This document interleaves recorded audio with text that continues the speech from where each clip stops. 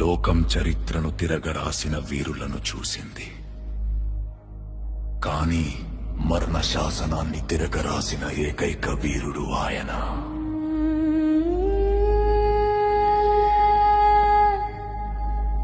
శత్రువుని కత్తితో చంపడం కాదు, తన ప్రాణాన్ని బలిగా ఇచ్చి ఆ శత్రువులోని శత్రుత్వాన్ని చంపిన మహాయోధుడు.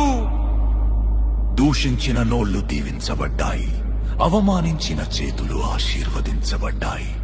ఎందుకంటే ఆయన సింహాసనంపై కూర్చున్న రాజు మాత్రమే కాదు, ప్రతి గాయాన్ని తన కౌగిలితో మాయం చేసే ప్రేమ సామ్రాజ్య చక్రవర్తి.